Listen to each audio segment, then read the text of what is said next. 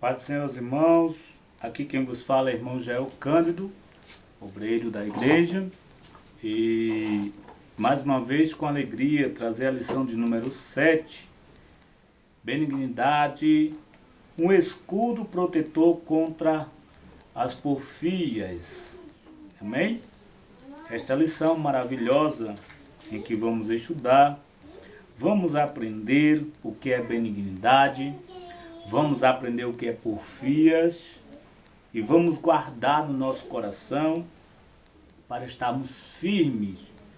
No livro de Efésios, capítulo 6:10, fala que, lendo a palavra, temos escudo, sim, preparação, e aqui aprendemos a palavra do Senhor desta forma, lendo, ouvindo e guardando. Amém?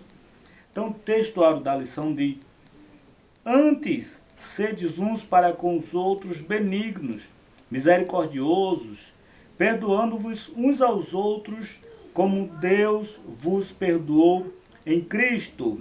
Efésios capítulo 4, verso 32. Verdade prática diz: a benignidade na vida do crente torna-o uma testemunha do amor de Deus. A benignidade, amém? A leitura bíblica em classe está no livro de Colossenses. Se você quiser abrir a sua Bíblia aí para conferir, livro de Colossenses, capítulo 3, verso do 12 ao verso 17, amém? Apenas são 6 versículos que nós vamos ler aqui, tá certo? Para adentrarmos na lição. Versículo 17 diz assim: revesti-vos, pois, como eleito de Deus, santo e amados, de entranhas de misericórdia e de benignidade, humildade, mansidão, longanimidade, suportando-vos uns aos outros e perdoando-vos uns aos outros, se algum tiver queixa contra o outro, assim como Cristo vos perdoou, assim fazei vós também. E sobre tudo isto, revesti-vos de amor, que é o vínculo da perfeição. E a paz de Deus, para a qual também foste chamado em um corpo, domine em vosso coração e sede agradecido. A palavra de Cristo habite em vós abundantemente, e em toda a sabedoria, ensinando-vos e admoestrando-vos uns aos outros com salmos, hinos e cânticos espirituais, cantando ao Senhor com graça em vosso coração. E quando fizerdes por palavras ou por obras, fazei tudo em nome do Senhor Jesus, dando por ele graça a Deus Pai. O objetivo, irmão, geral desta lição é mostrar que a benignidade é um aspecto do fruto do Espírito e que a porfia é obra da carne. Amém? Nós vamos estudar aqui 3 tópicos nessa lição, cada tópico aqui contido com um assunto importante, e vamos no primeiro reconhecer que a benignidade se fundamenta no amor. O segundo é mostrar que a porfia se fundamenta na inveja e no orgulho. E no terceiro nós vamos explicar porque precisamos nos revestir de benignidade. Amém? Então vamos estudar essa lição maravilhosa e aprender do Senhor. A Bíblia diz: aprendei de mim, né? Então vamos aprender do Senhor. A introdução diz: na lição de hoje, estudaremos mais um aspecto do fruto do Espírito. A benignidade é mais um aspecto das obras da carne. A porfia, veremos que o crente cheio do Espírito tem um coração benigno e procura ter relacionamentos saudáveis, evitando discussões, disputas e polêmicas. O conselho de Paulo a Timóteo foi para que ele fugisse das discussões, polêmicas e debates, acerca da lei, pois tais discussões são inúteis e não acrescentam nada na fé dos irmãos. Amém? Então o apóstolo Paulo, ele aqui já começa a advertir que aquilo que não constrói, ele destrói, ou não faz efeito mais algum. Se tiver de fazer efeito, é destruir.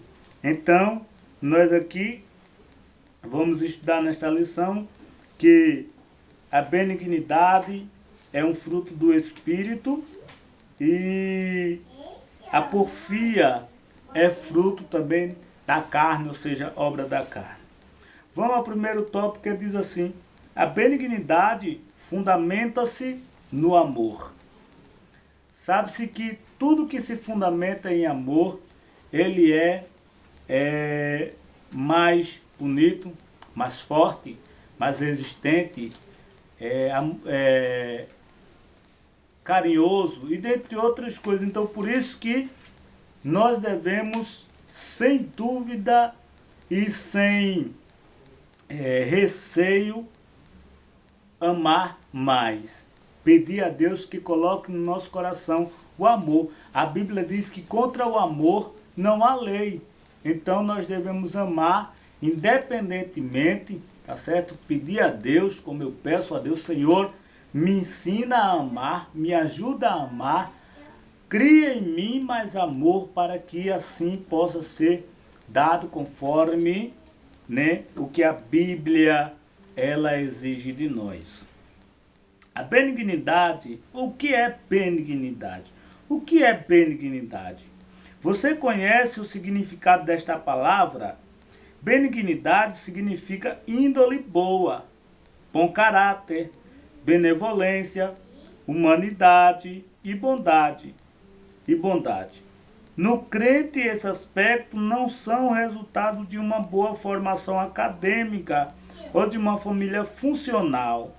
É o resultado do fruto do Espírito. Não conseguimos ser bondosos pelo nosso próprio esforço.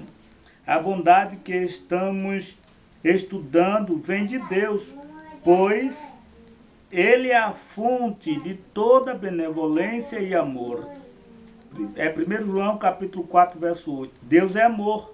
Logo, a benignidade é uma das características do crente. Veja só. Benignidade, ou a benignidade, o significado dela é benigno. Ou seja, benignidade significa índole boa, bom caráter, benevolência, humanidade e bondade. Essa palavra, com o sentido, com o caráter de benignidade, nenhum homem natural ele pode ter. Não é uma formação material, como diz aqui, acadêmica. Ninguém estuda para ser benigno. A benignidade é um fruto do Espírito, ou seja, ela desce de Deus para nós. O Espírito Santo é quem faz ela nascer e crescer dentro de nós. Por isso que a benignidade, quem tem aqui é crente, precisa ser crente fiel, precisa ser crente que ora, precisa ser crente que jejua, precisa ser crente que vive buscando ao Senhor para que ele seja benigno. Tenha um caráter com benignidade. Quer dizer, o caráter que compõe a benignidade, o camarada tem que ter um bom caráter, tem que ser benevolente, tem que ser humano e tem que ser bom. Então, uma pessoa humana já sabe, aquela pessoa sempre compreende as outras pessoas também. Amém? Vamos ao segundo subtópico. Jesus, exemplo de benignidade. Jesus, como um homem perfeito, é o nosso maior exemplo de benignidade e amor. Ele amou os ricos e os pobres e sempre ajudou a todos que foram até eles. Como, por exemplo, a mulher cananeia cuja filha estava miseravelmente endemoniada.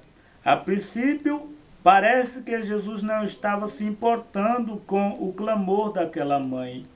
Porém, o mestre estava testando a fé daquela mulher. Jesus mesmo declarou: ó mulher, grande é a tua fé. Amém?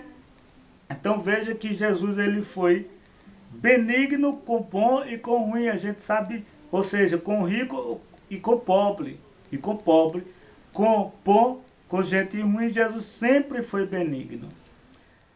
A gente encontra também na passagem da cruz, sendo que os malfeitores estavam ali crucificados e Jesus, ele perdoou o pecado de um que pediu por misericórdia e disse que ele estaria com ele no mesmo dia no paraíso.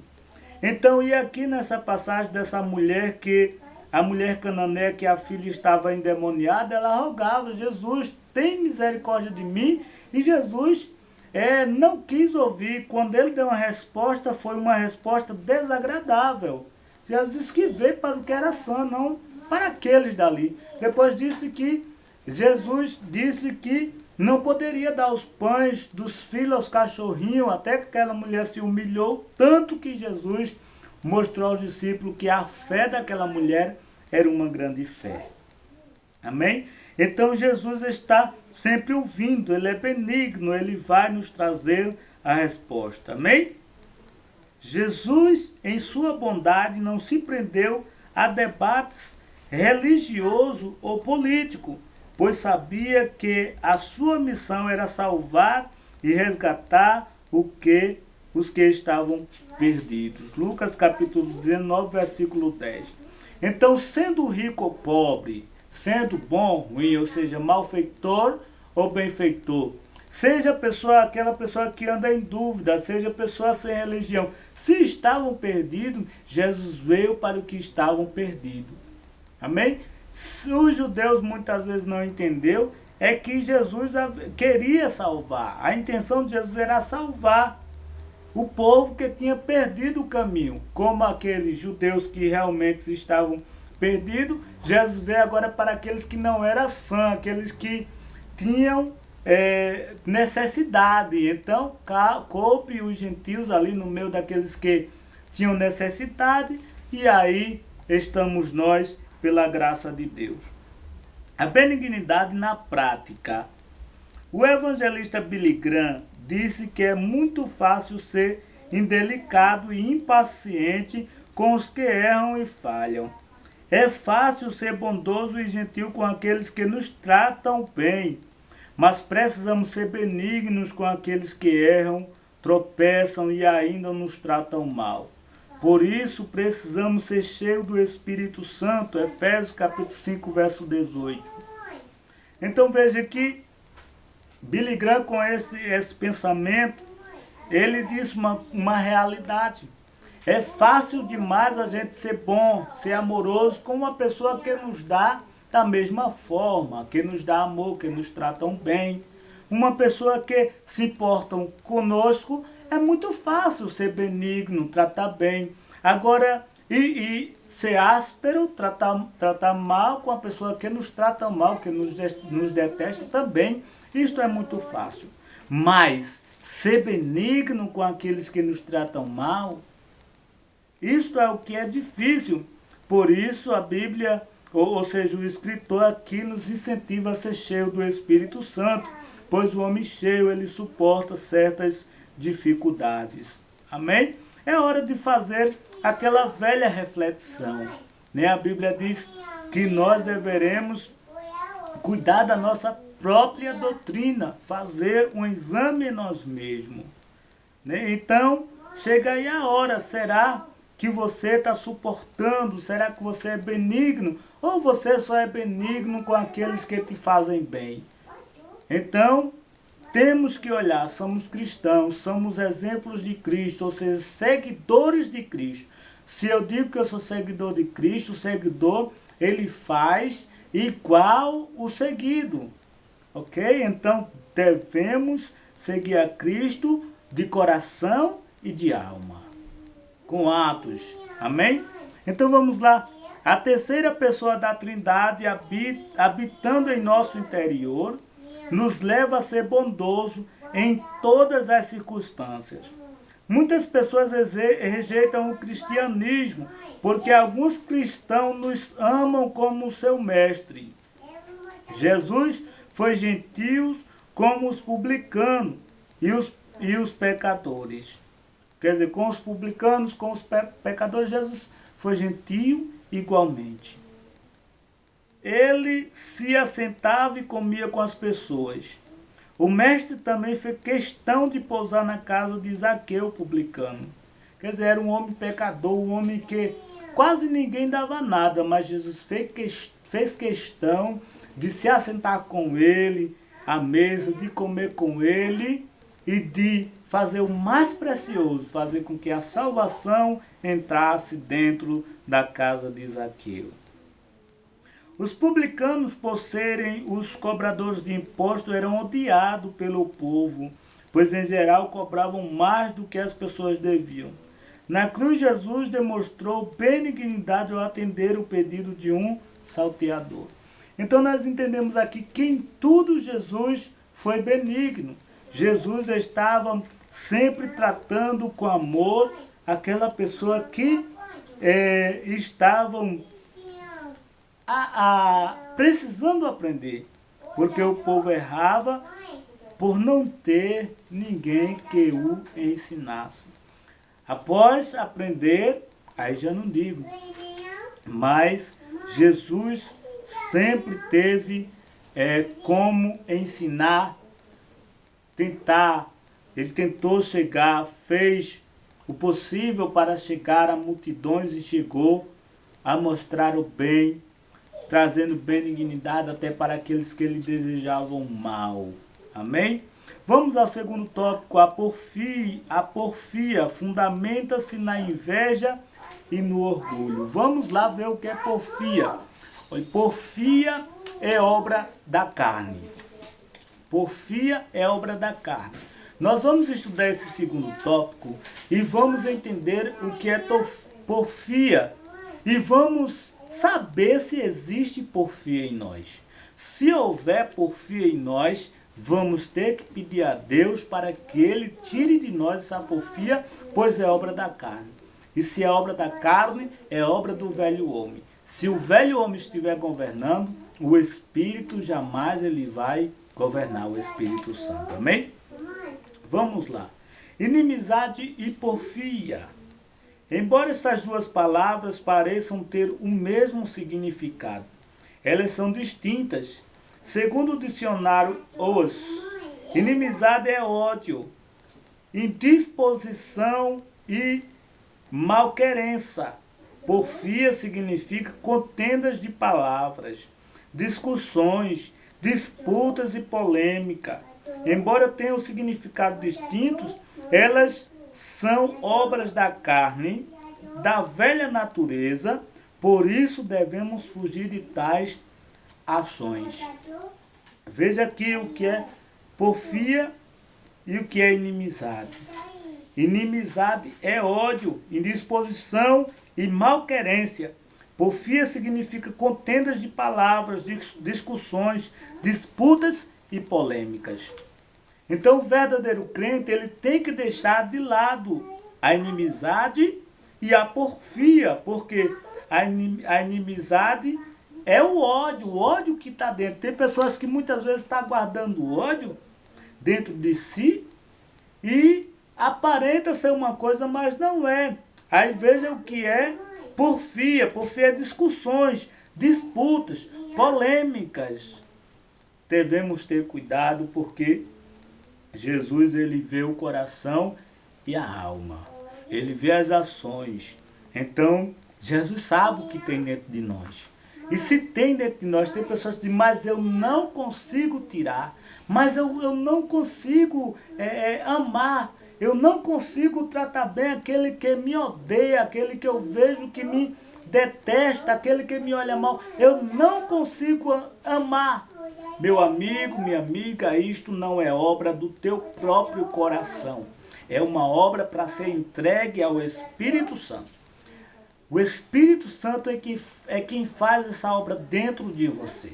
Se você deixar de querer, simplesmente querer dizer, ó Espírito de Deus, ó Deus, ó Senhor, faz com que eu ame mais. Me ajuda a amar o meu irmão. Me ajuda a amar o que me odeia. Me ajuda a amar o que me despreza, o que me pisa. Me ajuda a amar, a mostrar a diferença. O Espírito Santo, ele vai começar a fazer a diferença dentro de você. E quando você pensar que não está amando, está abraçando, e aquela pessoa também, o ódio daquela pessoa vai saindo, porque você entregou esta obra ao Espírito Santo. Porque benignidade é uma obra dada através da oração e do jejum. Você tem que orar, você tem que jejuar, você tem que ler a palavra, tá certo? Para que este fruto do Espírito ele venha habitar dentro de você, que é a benignidade, onde você vai amar aos irmãos, amar aquele que te odeia, amar o que te ama, amar o que te despreza, amar os que te tratam bem, e assim você vai ver que vai ser diferente. Vamos aqui. Evódia e Sintique eram irmãs valorosas que serviam a Deus na igreja de Filipos. Filipenses capítulo 4, 18. Depois você confere aí, marca aí Filipenses capítulo 4, verso 18. Tudo indica que essas irmãs se deixavam levar pela velha natureza e estavam envolvidas em algumas porfias. Não sabemos ao certo o motivo da diferença entre elas. Alguns autores dizem que foram questões pessoais. Outros que se tratavam de uma disputa por questões eclesiásticas. Porém, tal atitude era reprovável. Então Paulo exorta ambas para que acabem de uma vez por todas com a diferença. O apóstolo, como líder daquela igreja, não procurou saber quem estava com razão, mas com amor e firmeza ordenou que elas parassem com tal atitude. Em meio às porfias não existem vencedores. Todos acabam perdendo e dando lugar ao diabo. Vejam, essas duas irmãs que eram irmãs importantes dentro da igreja. Evodia e Sintique, duas irmãs que estavam fazendo a obra, mas o diabo é quem coloca a semente dentro do coração. E aí não se sabe por que existia aquela contenda, mas existia uma contenda. Quando existe a contenda, aí surge o partido, onde há divisão. E quando há divisão, há separação. A divisão é a separação, e na separação Deus não habita. Já digo sempre que nós fazemos parte do corpo de Cristo, é um corpo unificado. Então não pode haver partido, não pode haver diferença. E aquelas irmãs contendiam com as outras, e o apóstolo Paulo, quando viu aquilo dali, reprovou. Porque ele não quis saber quem estava certo ou quem estava mal. Quis mostrar que quem estava perdendo era a igreja. Porque deixaram de amar, deixaram de se abraçar para contender e ter ódio uma com a outra. Então, contra a porfia, ou seja, com tal porfia, dando lugar à obra da carne, contendendo, não há vencedor. Todos os dois tornam-se perdedor. Porque um vai estar decepcionando com o outro. Mas eu não acreditava que a irmã ia falar isso, eu não acreditava que o irmão ia dizer isso, e assim vai seguindo. E vai perdendo terreno para o diabo, e o diabo vai operando, porque quem ganha em certas contendas, ou em todas as contendas de porfia, em tudo quem ganha é o diabo. Lembre-se que se houver divisão na igreja, dentro da igreja, se há alguém que está com raiva uma da outra, se há alguém levantando Lembre-se que foi uma brecha dada ao diabo. E a igreja não é lugar de dar lugar ao diabo. A igreja é casa de oração. A igreja é onde Deus opera, onde Deus fala, onde há manifestação do Espírito Santo. Mas se você der lugar ao diabo, o Espírito Santo não vai estar operando, porque há divisão. E outra, o diabo pode se manifestar naquele meio e fazer até vergonha. Muitas vezes nós podemos esconder-se do pastor, de um presbítero, de qualquer obreiro, mas Deus, ele sabe de tudo. Quer que Deus opere na sua vida? Então não dê lugar ao diabo. Amém? Lembre-se que na porfia, em contenda, em inveja, não há vencedor. Não há vencedor, só há perdedor. Amém? Então vamos aqui. Miriam e Arão. Moisés havia sido escolhido pelo Senhor para conduzir o seu povo até Canaã. E uma das suas características mais marcantes era a mansidão e a humildade. Números capítulo 12, versículo 3. Todo líder precisa dessas duas características para que tenha uma liderança bem-sucedida. Certo dia, Miriam e Arão, irmãos de Moisés, ficaram indignados pelo fato de ele ter se casado com uma mulher cuxita. Números capítulo 12, versículo 1. Ele não estava preocupado com Moisés, mas por trás da porfia também havia outro sentimento, a inveja. Eles certamente desejavam a liderança do irmão. Um sentimento carnal traz consigo outro sentimento, despertando o que há de pior em cada pessoa. Veja só aqui que interessante. A polêmica foi porque Moisés casou com uma mulher cuxita. Mas a intenção era de tirar Moisés da liderança e liderar. Você vê que no início, quando Deus ele dá toda a liderança a Moisés, Moisés ele não pensa em liderar sozinho, até pelo peso. E Deus fala para Moisés que Moisés trabalhe com Arão. E desde o início Arão ficou na liderança também. Mas para frente nós vemos que ele deu lugar ao diabo e queria mais. Aí quando Moisés casa com a cuxita, aí eles traz uma contendinha ali, porque ele casou com uma mulher cuxita. Moisés casou. E tentando tirar Moisés, né, do cargo para ficar no lugar. Mas veja que nem tudo dá certo. Eles não estavam preocupados com Moisés, mas por trás da porfia também havia outro sentimento, que a inveja. Ele certamente desejava a liderança do irmão. Um sentimento carnal traz consigo outro sentimento, desprezando o que há de pior em cada pessoa.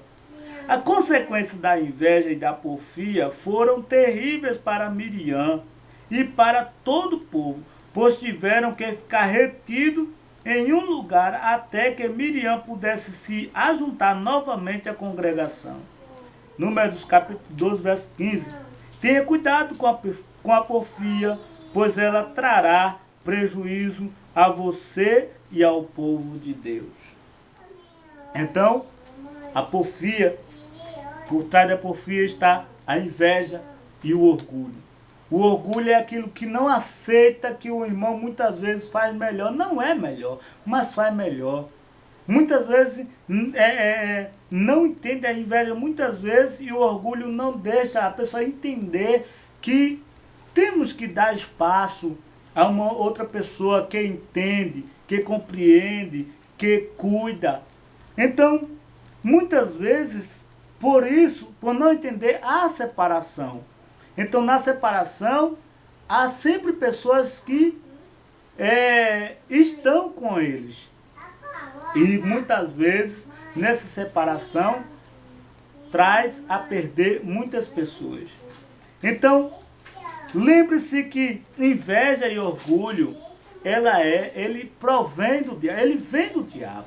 É coisa de Satanás, pois o próprio diabo teve inveja de Deus, não é? Querendo construir o seu, a sua, querendo construir, né, o seu trono acima do trono de Deus. O próprio Satanás. Então, Satanás é o pai da inveja, Satanás é o pai da mentira, Satanás é o pai do orgulho, porque ele quis ser melhor.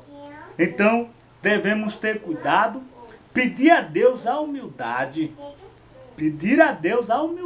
ser humilde, pois isso é muito bonito, isto é muito bom, é uma característica boa, uma pessoa benigna.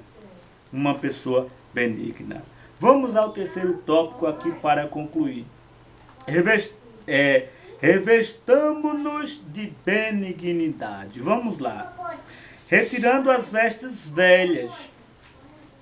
Paulo exorta os crentes de Colossos a se despirem da velha natureza, deixando de lado a ira, a malícia, a maledicência e as palavras torpes. Colossenses capítulo 3, verso 8.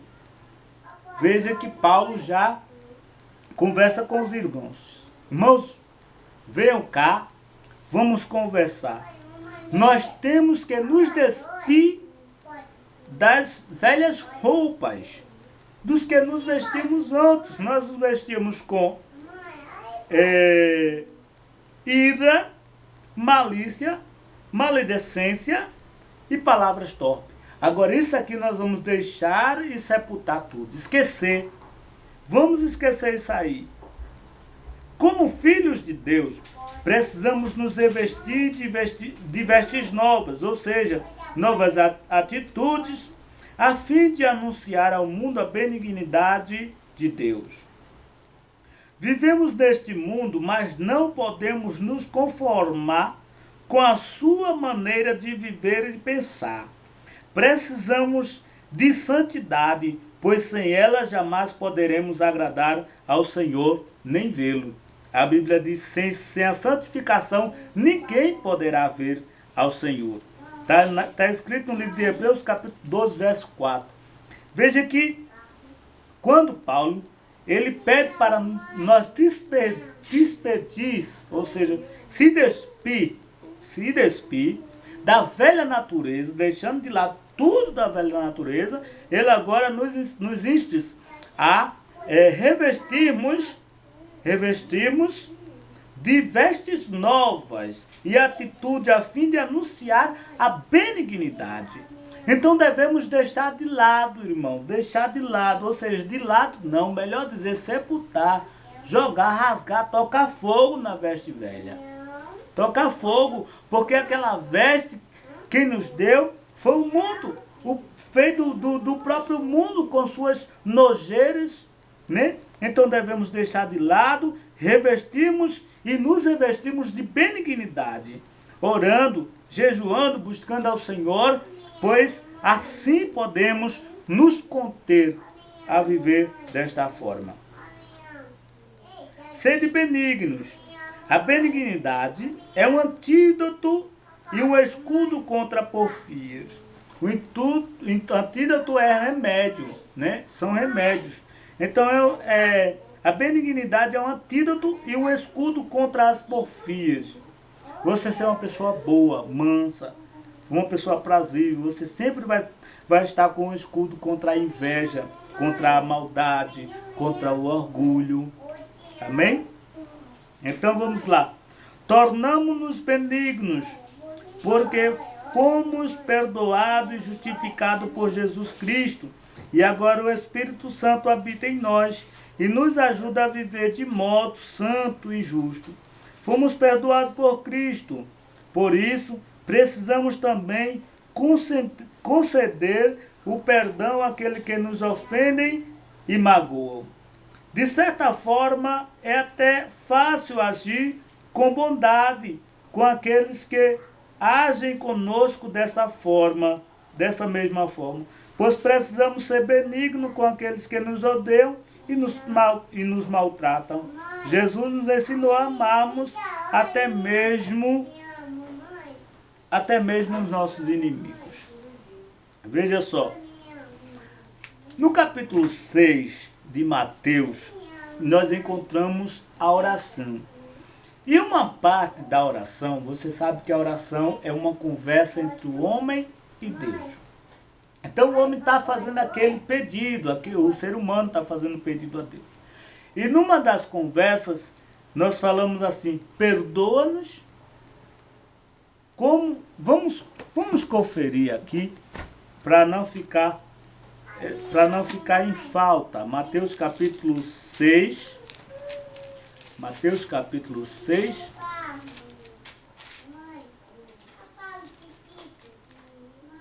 Versículo 5 diz assim: e quando orades, aliás, versículo 9: portanto vós orareis assim: Pai nosso que estás nos céus, santificado seja o teu nome, venha o teu reino, faça-se a tua vontade, assim na terra como nos céus.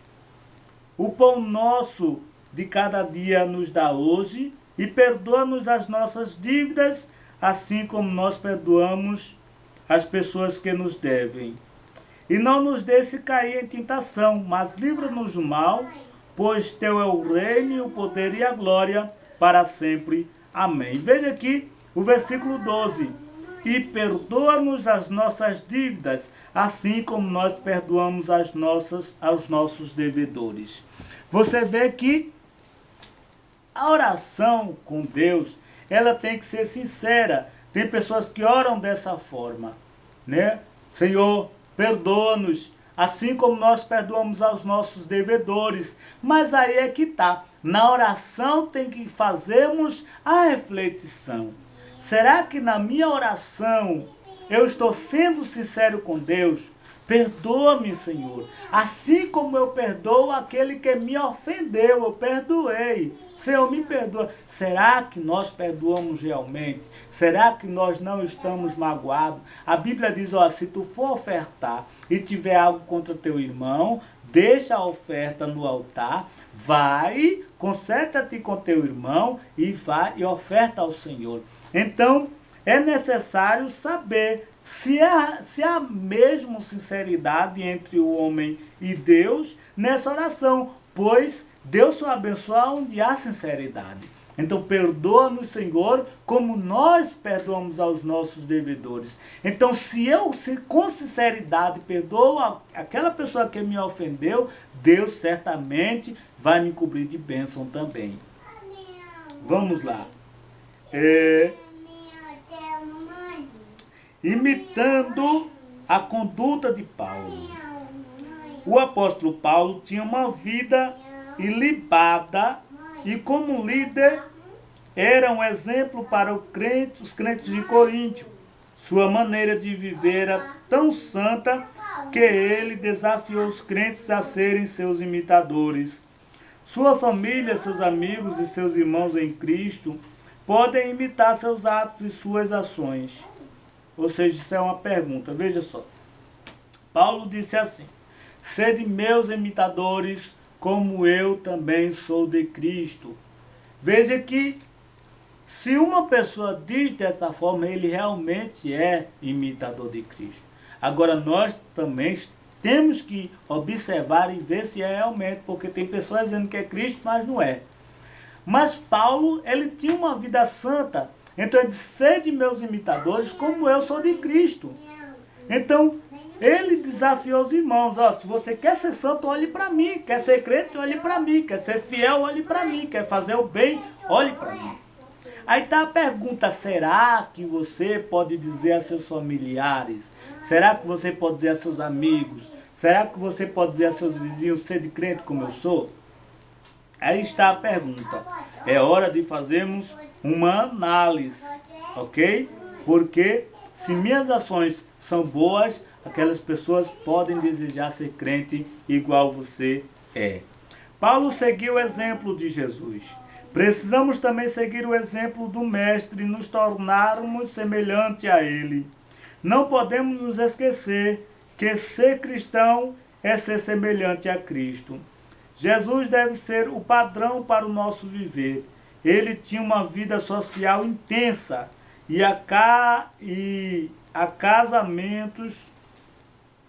Ele ia a casamento e a jantares na casa dos amigos, mas não se deixou seduzir pelas coisas deste mundo. Lembre-se que ser cristão é ser semelhante a Cristo.